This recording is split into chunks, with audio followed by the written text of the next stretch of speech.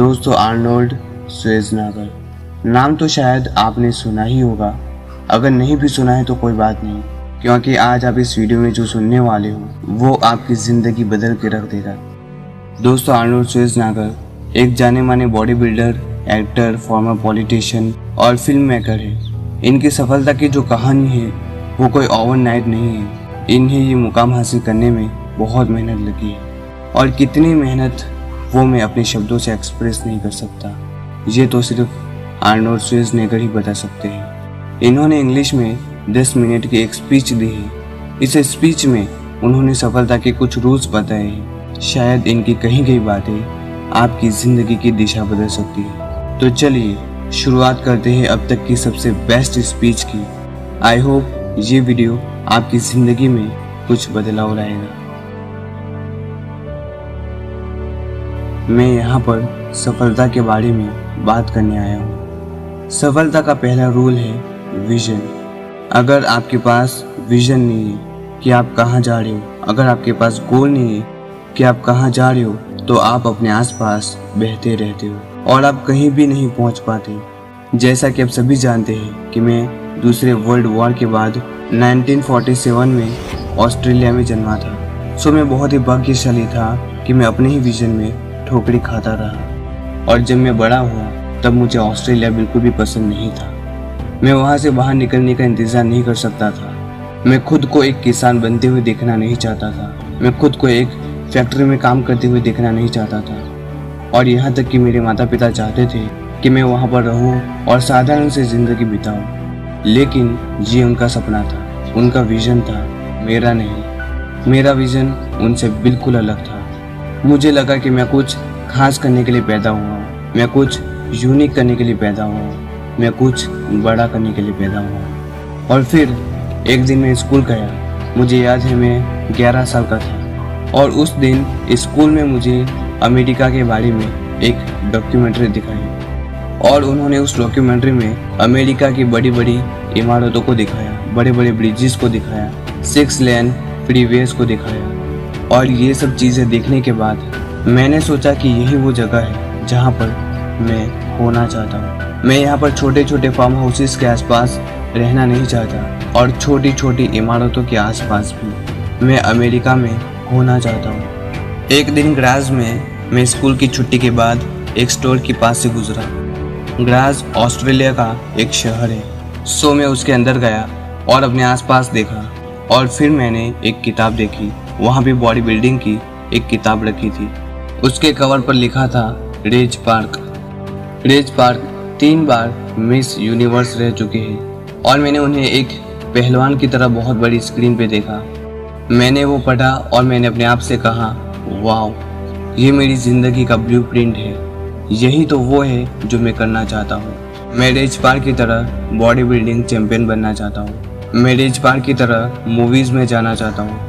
मैं rich park की तरह लाखों डॉलर बनाना चाहता हूँ। इमेजिन करिए, अधिकतर लोगों को यही नहीं पता कि वो कहाँ जा रहे हैं। मुझे पता था कि मैं कहाँ जा रहा हूँ। मैं उनकी तरह बॉडी बिल्डिंग चैम्पियन बनने जा रहा हूँ। सो मुझे बहुत सुकून मिला, क्योंकि जब आपके पास एक गोल होता है तो फिर सब कुछ आसान हो जाता है। सो जब भी लोग मुझे जिम में एक्सरसाइज करते हुए देखते तो वो लोग हमेशा मुझे पूछते कि आप इतनी मेहनत क्यों करते हो, दिन में 5 घंटे, दिन में 6 घंटे, और आपके चेहरे पर हमेशा मुस्कान रहती है। और मैं लोगों को हर बार कहता हूँ कि क्योंकि मेरे लिए मैं एक लक्ष्य के लिए काम कर रहा हूँ। ये मेरे लिए मिस यूनिवर्स का टाइटल है। सो मैं 500 पाउंड स्क्वाट करने का इंतज़ार नहीं कर सका।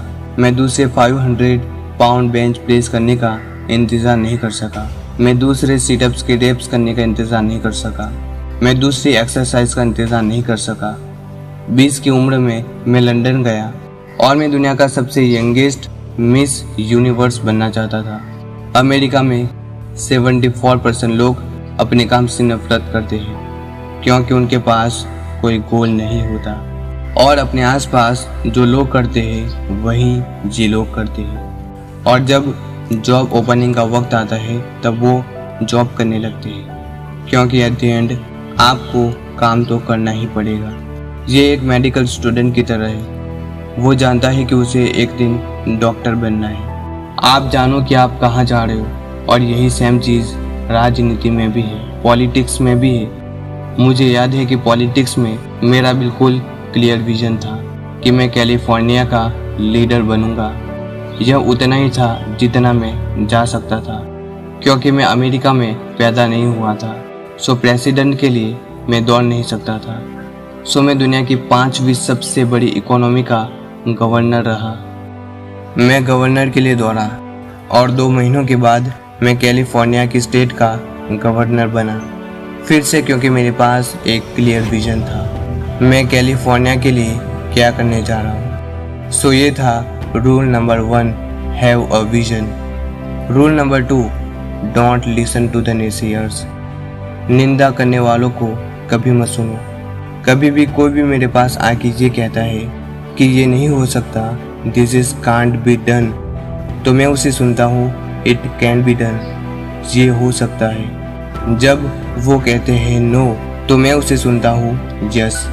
जब वो कहते हैं कि ये असंभव है, दिस इज इम्पॉसिबल, तो मैं उसे सुनता हूँ, it is possible. Nelson Mandela ने जो कहा उसमें मैं पूरा यकीन रखता हूँ कि हर चीज़ असंभव ही लगती है जब तक उसे किया ना जाए। So don't listen to the naysayers. ये सब मेहनत के बारे में है जो आप करते हो। मैंने कहा मेरे पास ज़रूर बॉडी होगी, और मैंने काम किया। मैं दिन में 5-6 घंटे काम करता था, और अब यही सेम चीज़ मैं एक्टिंग के लिए करने जा रहा हूँ। मैं कॉलेज गया इंग्लिश पढ़ने के लिए। मैंने एक्सेंट रिमूवल पढ़ा, एक्टिंग की क्लासेस की, और थोड़े समय के बाद मैंने एक मूवी की जिसका नाम था हरक्यूलस इन न्यूयॉर्क, जो निश्चित रूप से टॉयलेट में चला गया, लेकिन उसने मुझे नाराज़ नहीं किया। अभी भी मेरे पास सेम विजन था। ये सब होने के बाद मैंने मूवी बनाई स्ट्रीट ऑफ सैन फ्रांसिस्को, फिर मैंने की स्टे हंग्री और पंपिंग आयरन और विलन।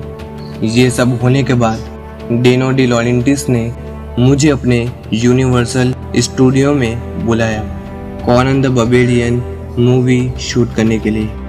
और जब मैंने ये कॉनन द बर्बेरियन मूवी शूट की, तब प्रेस कॉन्फ्रेंस में रहे डायरेक्टर ने प्रेस वालों से कहा, डायरेक्टर जॉन विलियम्स था, उसने प्रेस से कहा कि अगर हमारे पास आर्नोल्ड ना होता तो हमें उसे बनाना पड़ता। सो उसके बारे में सोचो।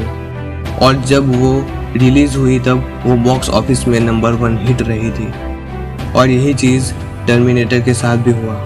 जब हमने मूवी को ख़त्म किया, टर्मिनेटर जिम कैमरन ने प्रेस कॉन्फ्रेंस में कहा, अगर आर्नोल्ड ने मशीन की तरह बात नहीं की होती तो मुझे लगता है कि शायद ये मूवी काम नहीं करती। सो उसके बारे में सोचो।